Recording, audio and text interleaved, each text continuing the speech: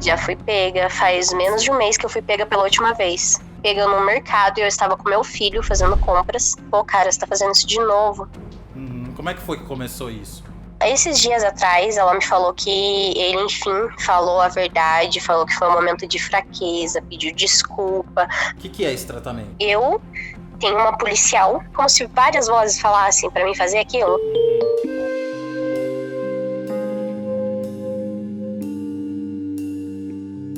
A Sandra não veio abrir o coração dela pra ser julgada, ela veio pra ser ouvida. Ela é cleptomaníaca.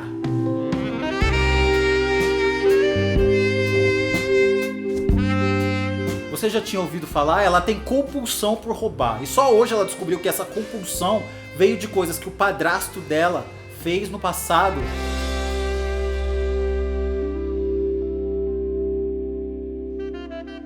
Sandra, quantos anos você tem? Eu tenho 27 anos. E você é cleptomaníaca?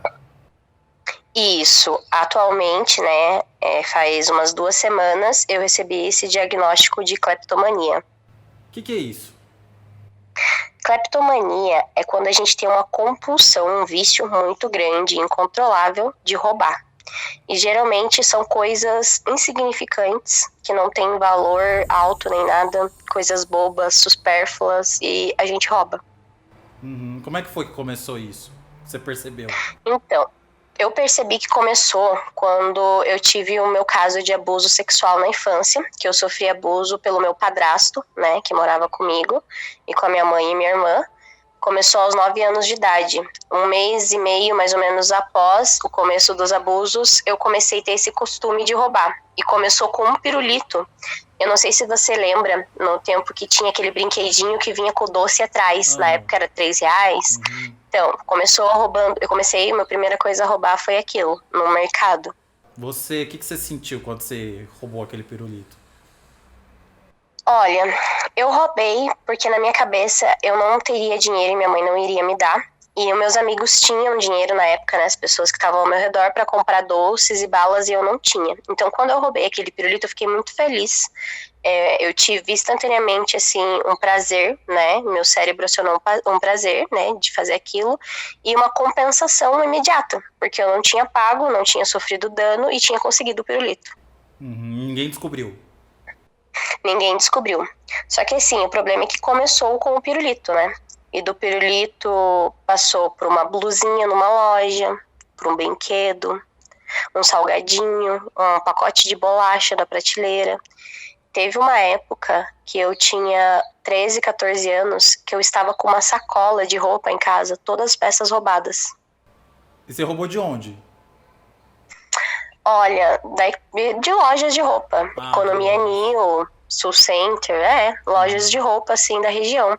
Eu entrava nas lojas, né, procurava peças que eu gostasse, que fosse de tamanho legal, que eu quisesse, e colocava na sacola.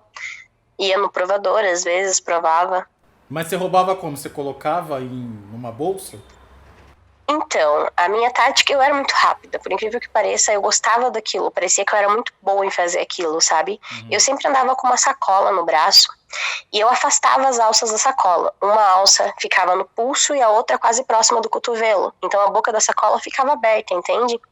E nessa, entre uma arara ou outra, eu simplesmente puxava a peça e colocava dentro dessa sacola, que ela estava entreaberta ali, e ninguém via, não dava, era muito rápido. E você tem uma cara assim de patricinha, né? Ninguém te olha numa loja e acha que você vai fazer isso. Nunca. Primeiro porque eu sou super simpática e educada sempre. Então não tem como. Eu sempre ando bem vestida. E geralmente eu tenho sim dinheiro pra pagar. Eu não pago pelo simples fato de, meu cérebro, eu não sei como funciona, sabe? Eu estou atualmente me tratando e tentando entender isso pra realmente parar. Porque já sofri prejuízos, né, com isso. Eu já fui pega, já passei vergonha. Já fui pega, faz menos de um mês que eu fui pega pela última vez. Como é que foi isso, de ser pega roubando? Então, essa última vez foi muito idiota, porque eu fui pega roubando uma caixa de Rafaelo e uma cerveja long neck, sabe? E assim, eu fui pega no mercado, eu já tava saindo do mercado quando o moço vem atrás de mim, falou assim, olha, me acompanhe. Eu acompanhei ele, a gente subiu as escadas em um lugar assim onde os funcionários tinham acesso, era tipo um refeitório. Então todos os funcionários estavam ali no refeitório e ele me fez ir ali, né, perto dos funcionários, me pediu para abrir a bolsa, abrir a sacola, tirar tudo da bolsa, tudo da sacola, pediu a notinha do mercado, e eu tenho o costume de não pegar a notinha, nem quando eu preciso, eu falo, não precisa da notinha, e vou embora, entendeu? E foi o que aconteceu. Não precisa da notinha, e fui embora. Daí eu falei, olha, eu não tenho a notinha. Daí eu falei assim, mas sim, eu peguei as coisas aqui sim, se você quiser eu posso pagar, não tem problema. Daí ele olhou pra mim assim e falou, você tem dinheiro pra pagar? Eu falei assim, tenho. Aí, tipo, a pessoa me olha com muita raiva, sabe? Dá pra ver. E eu tenho raiva disso em mim. Só que é uma coisa que eu não sei controlar. É uma coisa que, tipo assim, às vezes não é planejado. Eu chego no mercado, passo perto de uma garrafinha. Olha, uma garrafinha. Eu tô precisando mesmo de uma garrafinha. Que garrafinha bonita. Quanto? R$30. Puxa, não tenho dinheiro pra pagar, mas, pô, tô com uma sacola. Meu cérebro automaticamente aciona. E eu, quando eu vejo, eu coloquei as garrafinhas na sacola e tô levando embora. Esses dias, eu tinha pego... Eu não lembro o que é em si, mas eu tinha pego um item colocado na sacola. E minha mente automaticamente falou assim, pô, cara, você tá fazendo isso de novo. É sério isso que você tá fazendo? Você já não superou isso? E daí, tipo, eu quis devolver. Só que eu fiquei com medo de ser pega devolvendo. E só sair da loja, entendeu? É uma coisa muito complicada. Porque, assim, você sabe que é errado. Você sabe que é uma coisa que traz prejudício... que traz prejuízos, né? Você sabe que é uma coisa que prejudica. Ser pega é uma vergonha imensa, entendeu? Não tem como. Essa foi a única vez que você foi pega? Não, essa foi a última vez que eu fui pega. Ah, já teve outras vezes que você foi pega? Teve outras vezes. A vez que assim, foi mais frustrante e eu achei que eu não ia mais fazer foi quando eu fui pega no mercado e eu estava com meu filho fazendo compras. E foi na frente de outras pessoas isso ou foi no particular? Não, foi na frente de quem quisesse ver no mercado. Eles me chamaram no primeiro caixa e fui tirando as coisas, e o segurança se aproximou do caixa, e o outro segurança, e meu marido, e eu. Então, quem quisesse ver o que estava acontecendo, via. Nessas duas vezes, né, que eu relatei, essa do mercado e essa última, quem quisesse ver, quem quisesse passar e olhar o que estava acontecendo, via. E as pessoas olhavam pra você, comentavam alguma coisa? Sempre tem, né? Sempre tem aquela comentada, aqueles risos, aquele cochicho ali no canto, né? Você sente isso. E, tipo assim, é muito constrangedor. Mas ninguém sabe? te trata assim como uma marginal, te trata como uma pessoa que tá não porque eu não me comporto. Não porque eu não me comporto como uma marginal. Quando eu sou pega, eu não tento falar que não, eu não estava roubando, que é mentira, alguma coisa assim, em momento algum. Eu sei o que eu estou fazendo, eu tenho a noção do risco que eu estou correndo. Só que assim, é muito prazeroso quando eu saio da loja e consigo. Entendeu? É uma coisa que eu não sei te explicar. Você conclui, o que você sente? Um prazer imenso, por ter feito tão bem que ninguém nem percebeu. O seu marido, então, sabe do seu problema? Sim, meu marido sabe do meu problema, tanto que aí ele conversa muito comigo, pergunta como tá, ele me dá muito dinheiro, tipo assim, eu não trabalho, né, atualmente eu só estudo, então ele que banque, ele dá o dinheiro que é necessário para comprar as coisas, só que nem eu falei pra você, às vezes essa compulsão não é nem por não ter o dinheiro, é por querer pegar mesmo, pelo prazer de não pagar o objeto, sabe, uma bobeira, uma coisa que eu acho boba, eu acho tolo. Meu psicólogo fala que é um vício como qualquer um, sabe? O problema é que não tem muito uma cura, né? É muito uma luta interior, sabe? Tipo, Rufus, você olhar pra uma pessoa e querer mudar ela, apontar os erros dela, é fácil. Agora, você olhar pra você e apontar os seus erros e querer mudar, é muito doloroso e difícil, sabe? Você tem que passar por um processo que primeiro você tem que aceitar que você é aquilo. E, tipo, receber um diagnóstico desse, você aceitar que você é isso, é muito pesado, sabe? Em que momento você decidiu procurar ajuda? Então, Rufus, eu passei por uma separação no começo da pandemia e foi onde eu vi que eu realmente precisava de ajuda, porque são tantos traumas que eu carrego que é difícil me encontrar, sabe? E, tipo, eu tô me reerguendo, reconhecendo, reencontrando. E às vezes eu me assusto quando eu olho no espelho porque eu não me reconheço em quase nada. Qual que é a relação do abuso que você sofreu com a cleptomania? A relação foi que desencadeou isso, sabe? Como eu era, né, só eu e minha irmã, e ele não era meu pai, era meu padrasto, e eu sofria muito com isso. Eu na minha cabeça achava que se eu tivesse um pai, eu seria a princesinha do meu pai, que eu jamais sofreria o que eu sofri. Então, tipo assim, a cleptomania começou como se fosse uma coisa que passasse na cabeça, tipo, eu mereço isso, uma recompensa por tudo que eu passava, entendeu? Então ela começou e se alongou com o tempo por causa disso. E eu, tipo, fui contar do abuso sexual que eu sofri na infância agora, ano retrasado. Pra sua mãe? Sim, pra minha mãe. Como que ela reagiu? A reação dela foi perguntar se era verdade primeiro pra ele. Claro que ele negou. Ela Falou tá que eu odiava ele. Ela tá com ele ainda, eles estão casados, morando na mesma casa. Tá um clima bem chato, sabe? Tipo, ela tá enfrentando bastante trauma, bastante depressão, bastante ansiedade, porque ela fica pensando que a culpa é dela, né? Por ela ter se envolvido com o cara, por ter confiado, por ter deixado. Negou. Então, esses dias atrás, ela me falou que ele, enfim, falou a verdade, falou que foi um momento de fraqueza, pediu desculpa, falou que não sabia o que passava na cabeça dele, até falou pra ela que pagaria minhas consultas, mas eu neguei, falei que o dinheiro não paga o que aconteceu, que o que eu quero dele é sentar na frente dele e saber por quê, o que passou na cabeça dele. Então, ele reconheceu, falou, né, que ia pedir desculpa pra mim, só que até então eu não fui mais lá, não sei se eu tô com coragem de enfrentar tudo que tá acontecendo lá. Eu acho que, assim, eu sangrei por muitos anos em silêncio, sabe, Rufus? E eu acho que eles têm que ter o tempo deles pra sangrar também, sabe? Eu acho que a pessoa precisa estabilizar primeiro, porque eu tenho medo de ir lá e falar alguma coisa que machuque mais do que o necessário minha mãe, sabe? Minha mãe é muito sensível, é muito complicado lidar com ela.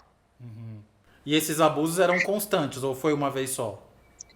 Não, foi dos 9 anos até os meus 13 anos de idade. Parou quando eu comecei a namorar. E você tem relação com esse cara hoje em dia? Tenho, convivo com ele normalmente. Quando eu vou na casa da minha mãe, eu vejo ele normalmente. Ele é o vô do meu filho, sabe? Meu filho chama ele de vô. Eu Mas você cumprimento deixa seu filho normal. ficar sozinho com ele perto? Não, sozinho não, nunca. Meu filho, quando fica lá, é quando minha mãe tá lá, eu tô lá. Quando tem mais pessoas, sozinho não, eu não confio, nunca. E assim, o meu maior medo agora, e porque eu falei pra minha mãe agora, é que eu tenho medo que a gente tem filhos, né? Eu tenho um filho de 6 anos, um menino, e minha irmã tem uma filha de 6 meses, uma menina. E você tá temendo pela segurança dos seus filhos? Sim, porque eu falei pra minha mãe, falei bem assim, olha mãe, ele mudou muito, eu percebi, sabe, Rufus, quando eu casei e saí de casa, eu não sei, parece que era uma coisa comigo, sabe, parecia que ele queria ser meu dono, eu sentia que ele queria mandar na minha vida em tudo que eu fazia, no que eu vestia, sabe, tipo, como se fosse uma lolita, eu me sentia muito assim, sabe, nas mãos dele, então, tipo assim, quando eu saí de casa, quando eu casei, ele mudou totalmente, parecia outro homem. Tudo que ele não gostava, ele passou a gostar. Tudo que ele não aceitava, ele passou a aceitar, sabe? Se tornou mais aberto, mais carinhoso. Então parece outra pessoa. Só que assim, e aquele monstro? Porque pra mim, até eu casar, era um monstro. Eu via ele como um monstro. E aquele monstro, pra onde foi? E se ele tivesse só se camuflando, sabe? O meu medo é esse. Então, minha mãe pergunta muito por que eu não falei na época. Por que quando aconteceu eu não falei. Ela me julga muito por isso ainda, sabe? Ah, julga? Fala pra mim, sim, meus parentes também, pra você ter ideia, eu comecei a contar a minha história nas minhas redes sociais, mas assim, bem resumidamente, e eu fui falar do abuso, porque assim, não foi só meu padrasto, eu tive tios que me abusaram, primos, tive prima que abusou de mim, que fez tesoura comigo antes mesmo de eu saber o que era aquilo, entendeu? Então, assim, quando eu fui contar mais ou menos pela rede social, eu fui atingida pelos meus tios. Uma tia minha veio falar assim, e se isso que você tá falando é verdade, aquele se acabou comigo, sabe? Tipo, eu não precisava daquilo. Ele bateu, assim, aqui dentro por uns dias. Como assim, se, Rufus? Nossa, eu sei o quanto eu sangrei, o quão foi difícil aguentar quieta, perdoar, sabe? Hoje, olhar. Era com você ou era com a reputação da família? Com certeza com a família, né? Tanto que a família queria fazer reunião pra saber quem era. Eu falei, gente, isso não vai somar, não vai diminuir nada agora. Falei, cara, se eu conseguisse colocar atrás das grades quem fez, eu nomeava cada um. Mas não é o que vai acontecer. A gente sabe que a nossa lei já é uma droga quando tem provas. Mas hoje que eu não tenho provas nenhuma. E o que sua mãe, o que você pensa da sua mãe estar com ele ainda? É lamentável. É lamentável, porque assim, se fosse no meu caso, eu como mãe jamais estaria com ele, sabe? O mínimo seria pôr ele pra fora de casa. O mínimo, sabe? Ó, cara, tu já me fez muito mal, eu já não vivi um casamento bom contigo e tu desmanchou minha confiança, ferindo o meu bem maior, que é o meu filho. Então, pra você, segue tua vida, entendeu? A justiça não cabe a mim, mas também não vou te dar colher de chá. Mas não é o que tá acontecendo, né, Rufus? Mas não dá pra saber o que se passa na cabeça da minha mãe, né? Eu e ela somos bem diferentes. Às vezes, eu sinto muito que eu sou a mãe e ela é a filha. Já senti muitas vezes isso. Porque, assim, eu sempre cresci numa família bem conturbada, né? Eu era a filha que não era da família, que era deslocada. A única pessoa era minha mãe. E eu tava numa família que não era minha, que era a família do meu padrasto. Todo mundo me tratava diferente. Eu era mentirosa. Eu só escutava, quando era criança, eu escutava que eu só servia pra criar teta e bunda, que eu era um monte de bosta, que eu era idiota, que eu era inútil. Eu escutei muito isso na minha infância, então foi bem difícil, sabe? E essas coisas refletem, né? Quando a gente cresce e Muito, tá crescendo, muito. de um jeito ou de outro, essas palavras que a gente não respondeu vão sair de alguma forma do nosso corpo. Sim, sim. E é como se fosse roupas que você fosse vestindo. Chega um momento que você tá pesado e é coisas que você realmente não é. São pessoas que foram vestindo você, sabe? É bem difícil superar isso. Ver que você realmente não é aquilo que falavam. Porque você realmente acredita que você é. Já aconteceu de você, depois de um roubo, de alguma coisa que você roubou, você, assim, se sentir muito mal e falar: meu Deus, por que que eu fiz isso? Eu não preciso disso. Já aconteceu, sim. Já fiquei um dia e meio numa cama, depois de um dia de roubo, pensando assim, nossa, eu preciso mudar isso, por que eu faço isso? Se eu sei que é errado, por que eu faço? E, tipo, me culpar extremamente, assim, tipo, nossa, você é uma pessoa ruim. Você realmente é uma pessoa ruim. Tipo, nossa, olha o que você tá fazendo. Ridículo isso. Se te pegam, que Você ridículo com a realmente sua é uma cara. pessoa ruim. As pessoas falavam que você era ruim quando você estava crescendo e você encontrou uma maneira de Muito. validar o que elas estavam falando, né? Muito, muito, eu escutava muito isso, sabe? E eu era uma menina que cuidava da irmã, que cuidava de um tio que tinha ataque epilético, e era adolescente, criança, cuidava da casa. Tipo, nunca era uma menina que dava motivo pra alguém falar que eu era um monte de bosta, mas falavam. Eu entendi. E foi bem tudo. difícil. Foi a maneira que você encontrou de validar tudo que esse povo falava de você. Então, e é bem difícil, sabe, Rufus? Porque hoje eu sei que eu não sou nada daquilo. E eu sei que eu quero mudar, porque, tipo assim, eu não quero que meu filho me veja roubando, Rufus. Ele tem 6 anos. Ele já entende as coisas. Entendeu? Como eu vou falar assim pra ele, filho, não faz que é errado, e faço? Que exemplo eu tô dando, entendeu? Eu tenho que ser um espelho pra ele. É tirar as vozes de todo esse povo da sua infância da sua cabeça. O maior desafio de quem sofre abuso é esse. Tirar as vozes da cabeça. Rufus, porque a gente sempre vai ser mentirosa. E se eu contasse hoje, eu também ia ser mentirosa. Se eu contasse na época, eu seria mentirosa, entendeu? O problema é que as pessoas falam assim, por que vocês não falam? Mas só quem fala sabe o quão é difícil a dor de ter passado pelo abuso e a dor de ser chamado de mentiroso depois. E a vergonha. Sim, a vergonha, né? Porque é como se você que foi a vítima ainda saísse por errado. Como se você quisesse, sabe? O que mais me irrita em histórias de abuso, seja sexual, psicológico, seja qual for, é que assim, o abusador, ele abusa, aí a gente que sofreu abuso cresce com as consequências daquele abuso. E a gente tem que lidar a vida inteira com uma coisa que o cara não tá nem aí porque ele fez. É exatamente isso. Eles não têm noção de como é pesado. É um fardo que eles colocam em você, um peso que você leva pra vida toda. Eu posso ter perdoado, eu posso não ter raiva hoje, mas ainda pesa. E você tá tratando a cleptomania. O que é esse tratamento? Tô tratando tudo. Esse tratamento é assim, eu tenho uma policial, que é a minha irmã, e essa policial, eu sempre mando mensagem pra ela, olha, hoje fui ao mercado e consegui, não roubei nada. E quando eu faço alguma coisa errada, que ainda não aconteceu, eu tô resistindo bem, eu tenho que mandar pra ela mensagem dizendo, olha, eu infelizmente roubei alguma coisa, não foi hoje, e ela, em resposta, tem que me mandar o que vem na cabeça dela, tipo, não me tratar bem. Sabe? Eu preciso ter aquele baque, tipo uma autopunição momentânea, nem que seja por palavras, e depois eu tenho que relatar pro meu psicólogo, para ele ver o que a gente pode mudar. E o que eu mudei em mercado? Para evitar essa compulsão de roubo, que é uma coisa que não é planejada nem nada, então eu entro no mercado sem sacola, sem bolsa, com roupas justas, sem bolso, sabe? Tudo para evitar. Você faz o assim, possível dentro do que você pode para não fazer isso, porque a vontade você não sim. consegue controlar. Os pensamentos não é nenhuma vontade, é os pensamentos, sabe? Vem tipo, olha, você tá precisando e não tem dinheiro, olha, você vai economizar R$ 20, olha, mas tá tão fácil, olha, mas ninguém tá vendo, tipo, é como se várias vozes falassem pra mim fazer aquilo. Então eu quero incentivar outras pessoas que, assim como eu, não importa se a história é diferente, parecida, se em algumas coisas ela se identifica ou não, mas assim como eu tenho medo dos remédios, tenho medo do tratamento, que supere isso e vá buscar a libertação, sabe? Porque a gente merece ser dono da gente mesmo, não ter esses fantasmas, não sofrer com essa ansiedade e depressão. Então a gente tem que buscar ajuda, a gente tem que ver que a gente não é forte sozinho o tempo todo. Gata, você já venceu a partir do momento em que você levantou, reagiu, procurou ajuda, com o suporte da sua irmã, com amor pelo seu filho, com amor do seu marido pra você. Não tem outra alternativa a não ser vencer. Pode ter certeza disso. Você já é uma vencedora. Ai, amém, Rufus. Muito obrigado. E ó, você faz parte do meu dia a dia. Escuto todos os dias sua história enquanto limpo minha casa. Adoro. Continue, você arrasa.